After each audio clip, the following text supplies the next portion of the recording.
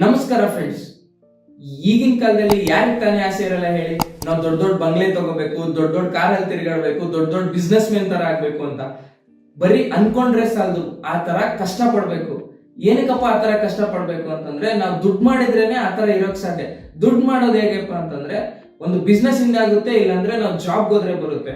ರೋಡಲ್ಲಿ ಸಿಗೋ ನೀರ್ ಬಾಟಲ್ಗೂ ಏರ್ಪೋರ್ಟ್ ಅಲ್ಲಿ ಸಿಗೋ ನೀರ್ ಬಾಟಲ್ಗೂ ಡಿಫ್ರೆನ್ಸ್ ಇದೆ. ಏನಕ್ಕಪ್ಪ ಡಿಫ್ರೆನ್ಸ್ ಇದೆ ಅಂತಂದ್ರೆ, ರೋಡಲ್ಲಿ ಸಿಗೋ ನೀರ್ ಬಾಟಲ್ಗೆ 20 ರೂಪಾಯಿ ಆದ್ರೆ ಏರ್ಪೋರ್ಟ್ ಅಲ್ಲಿ ಸಿಗೋ ನೀರ್ ಬಾಟಲ್ಗೆ 100 ರೂಪಾಯಿ ಆಗಿರುತ್ತೆ. ಅಲ್ಲಿ ನೀರ್ ಚೇಂಜ್ ಆಗಿರಲ್ಲ, ಬರೀ ಪ್ಲೇಸ್ ಚೇಂಜ್ ಆಗಿರುತ್ತೆ. ಅದೇ ತರ ಬಿಸ್ನೆಸ್, ಅದೇ ತರ ನೀವು ಎಲ್ಲಿ ಬಿಸ್ನೆಸ್ ಮಾಡ್ತೀರಾ, ಹೇಗ್ ಮಾಡ್ತೀರಾ ಅನ್ನೋದು ನಿಮ್ಮ ಮೇಲೆ ಬಿಟ್ಟಿದ್ದು. ಏನಕ್ಕೆ ಈ ಮಾತು ಹೇಳ್ತಾ ಇದ್ದೀನಿ ಅಂತಂದ್ರೆ, ಎಷ್ಟೋ ಜನ ಅವ್ರ ಕನಸೇ ಬೇರೆ ಇರುತ್ತೆ, ಅವ್ರ ಕೆಲಸ ಮಾಡೋ ರೀತಿನೇ ಬೇರೆ ಇರುತ್ತೆ. ಟ್ಯಾಲೆಂಟೆಡ್ ಆಗಿರ್ತಾರೆ, ಆದ್ರೆ ಅದ್ರ ಬಗ್ಗೆ ಫೋಕಸ್ಡ್ ಆಗಿರಲ್ಲ. ಅವ್ರ ಕನಸು ಅವ್ರ ಗುರಿ ಬಗ್ಗೆ ಅವ್ರು ಫೋಕಸ್ಡ್ ಆಗಿರಲ್ಲ. ಯಾವುದೇ ಕನಸನ್ನ ನನ್ಸ್ ಮಾಡ್ಕೋಬೇಕು ಅಂತಂದ್ರೆ ಅದಕ್ಕೆ ಶ್ರಮ ಪಡ್ಬೇಕು. ಈ ಶ್ರಮಕ್ಕೆ ಒಂದು ಬೆಸ್ಟ್ ಎಕ್ಸಾಂಪಲ್ ಅಂತಂದ್ರೆ 2017ರಲ್ಲಿ ಅದಿತಿ ಮತ್ತು ಚೇತನ್ ಎಂಬುವರು ರೀಪೋಸ್ ಫ್ಯೂಲಿಂಗ್ ಪಾಸಿಬಿಲಿಟೀಸ್ ಅಂತ ಒಂದು ಕಂಪ್ನಿ ಸ್ಟಾರ್ಟ್ ಮಾಡ್ತಾರೆ. ಆ ಕಂಪ್ನಿ ಉದ್ದೇಶ ಏನು ಅಂತಂದ್ರೆ, ಡೋರ್ ಸ್ಟೆಪ್ಗೆ ಹೋಗಿ ಫ್ಯೂಲ್ ನ ಸಪ್ಲೈ ಮಾಡೋದು. ಹೊಸದ್ ಏನಾದ್ರು ಮಾಡ್ತೀವಿ ಅಂತಂದ್ರೆ ಸಡನ್ ಆಗಿ ಯಾರು ಒಪ್ಕೊಳ್ಳಲ್ಲ, ಟೈಮ್ ತಗೊಳುತ್ತೆ. ಅದೇ ತರ ಅವ್ರಿಗೂ ಅಷ್ಟೇ ಡೀಸೆಲ್ ಸರ್ವಿಸ್ ನ ಸ್ಟಾರ್ಟ್ ಮಾಡೋಣ ಅನ್ಕೊಂಡಿರ್ತಾರೆ. ಆ ಡೀಸೆಲ್ ಸರ್ವಿಸ್ ಏನಂದ್ರೆ, ಡೋರ್ ಸ್ಟೆಪ್ ಹೋಗಿ ಡೀಸೆಲ್ ನ ಕೊಡೋದು. ಪೆಟ್ರೋಲ್ ಪಂಪ್ ಅಲ್ಲಿ ನಿಂತ್ಕೊಂಡು ಟೈಮ್ ವೇಸ್ಟ್ ಮಾಡೋ ಬದಲು ಆಪ್ ಡೌನ್ಲೋಡ್ ಮಾಡ್ಕೊಂಡು ಆರ್ಡರ್ ಮಾಡಿದ್ರೆ ಡೈರೆಕ್ಟ್ ನಿಮ್ ಮನೆಗೆ ಬಂದ್ಬಿಟ್ಟು ಫ್ಯೂಲ್ ಸರ್ವ್ ಆಗುತ್ತೆ. ಇದರಿಂದ ಟೈಮ್ ಉಳಿಯುತ್ತೆ, ಎಲ್ಲ ಉಳಿಯುತ್ತೆ. ಪ್ರೆಸೆಂಟ್ಲಿ ಭಾರತದಲ್ಲಿ 55,000ಕ್ಕೂ ಹೆಚ್ಚು ಪೆಟ್ರೋಲ್ ಪಂಪ್ ಇದೆ.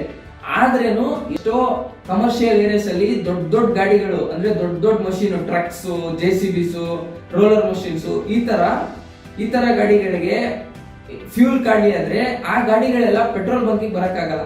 ಏನಕ್ಕಾಗಲ್ಲ ಅಂತಂದ್ರೆ, ಒಂದೇ ಗಾಡಿ ತುಂಬಾ ಲಾಂಗ್ ಇರುತ್ತೆ, ಆ ಗಾಡಿ ನಿಂತ್ಕೊಂಡ್ರೆ ಹಿಂದೆ ಹೆವಿ ಟ್ರಾಫಿಕ್ ಜಾಮ್ ಆಗುತ್ತೆ. ಈ ರೀಸನ್ಗೆ ಅವ್ರು ಸೊಲ್ಯೂಷನ್ ಹುಡುಕಿರೋದು. ಇದರಿಂದ ಅವ್ರ ಟೈಮ್ ಸೇವ್ ಆಗುತ್ತೆ, ಆಗ ಫ್ಯೂಲ್ ಆನ್ ಸ್ಪಾಟ್ ಗೆ ಹೋಗಿ ಕೊಡ್ಬೋದು, ಕೆಲಸನೂ ಬೇಗ ಆಗುತ್ತೆ. ಸ್ಟಾರ್ಟಿಂಗ್ ಅಲ್ಲಿ ಅವ್ರಿಗೆ ಎಕ್ಸ್ಪ್ಲೋರ್ ಮಾಡಕ್ಕೆ ಕಷ್ಟ ಆಯ್ತು. ಇದರಿಂದ ಅವರು ಪ್ರೆಸೆಂಟ್ಲಿ ಆಗಿರೋ ಪೆಟ್ರೋಲ್ ಬಂಕ್ ಗೆ ಟೈ ಅಪ್ ಆಗಿರ್ತಾರೆ. ಪೆಟ್ರೋಲ್ ಬಂಕ್ಸ್ ಅಲ್ಲಿ ಅವ್ರ ಪ್ರಾಡಕ್ಟ್ ನ ಶೋಕೇಸ್ ಮಾಡಕ್ಕೆ ಸ್ಟಾರ್ಟ್ ಮಾಡ್ತಾರೆ. ಇನಿಷಿಯಲ್ ಡೇಸ್ ಅಲ್ಲಿ ಯಾರಿಗೆ ಇದ್ರ ಮೇಲೆ ಇಂಟ್ರೆಸ್ಟ್ ಇರುತ್ತೋ ಅವ್ರು ಫ್ರಾಂಚೈಸಿಸ್ ತಗೊಂತಾರೆ.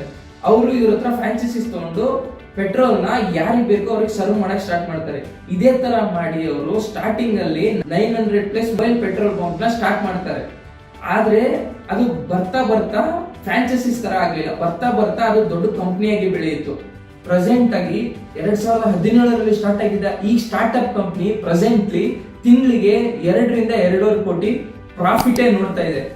ಪ್ರೆಸೆಂಟ್ಲಿ ಅವ್ರದ್ದು 900+ ಮೊಬೈಲ್ ಪೆಟ್ರೋಲ್ ಪಂಪ್ ಮ್ಯಾನುಫ್ಯಾಕ್ಚರಿಂಗ್ ಆಗ್ತಾ ಇದೆ ವಿತ್ ಆಲ್ ಸೇಫ್ಟಿ ಸರ್ಟಿಫಿಕೇಟ್ಸ್.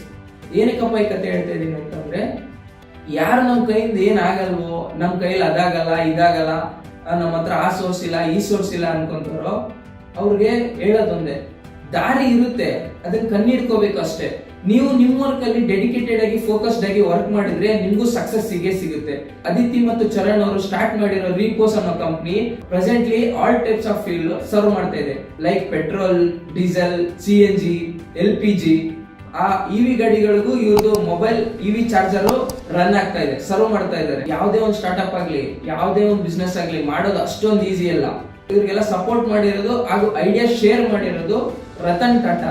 ಅವರಿಂದ ಇವರು ಐಡಿಯಾಸ್ ತಗೊಂಡು ಇಂಪ್ಲಿಮೆಂಟ್ ಮಾಡಿ ಈಗ ರೀಪೋಸ್ ಅನ್ನೋ ಕಂಪ್ನಿ 300ಕ್ಕೂ ಹೆಚ್ಚು ಸ್ಟೇಟ್ಗಳಲ್ಲಿ ಸರ್ವ್ ಮಾಡ್ತಾ ಇದೆ. ಈ ಜನರೇಷನ್ ಅವ್ರಿಗೆ ಒಂದು ಮಾತು ಹೇಳ್ತೀನಿ, ನಿಮ್ ಕನಸು, ನಿಮ್ ಗುರಿ, ನಿಮ್ ಕ್ರಿಯೇಟಿವ್ ಸ್ಟೈಲ್ ಅಲ್ಲಿ ನಿಮ್ಗೆ ಏನ್ ಅನ್ಸುತ್ತೋ ಅದನ್ನ ಸ್ಟಾರ್ಟ್ ಮಾಡಿ. ಸ್ಟಾರ್ಟಿಂಗ್ ಅಲ್ಲಿ ಕಷ್ಟ ಆಗುತ್ತೆ, ಯಾವ್ದೋ ಒಂದ್ಸತಿ ಫೇಲ್ಯೂರ್ ಆದ್ರೇನು ಅದನ್ನ ಬಿಡಬೇಡಿ. ನಿಮ್ ಕನ್ಸಿಗೆ ನೀವು ಕಷ್ಟಪಡಿ, ಅದನ್ನ ಡೆಡಿಕೇಟೆಡ್ ಆಗಿ ವರ್ಕ್ ಮಾಡಕ್ಕೆ ಶುರು ಮಾಡಿ. ನೀವು ಒಂದಲ್ಲ ಒಂದಿನ ಬಿಲಿಯನಿಯರ್ ಹಾಗೆ ಆಗ್ತೀರಾ. ನೀವು ಬೇರೆಯವ್ರ ತರ ನಿಮ್ ಕನ್ಸುಗಳನ್ನ ನನ್ಸ್ ಮಾಡ್ಕೊಂತೀರಾ. ಈ ವಿಡಿಯೋನ ಶೇರ್ ಮಾಡಿ.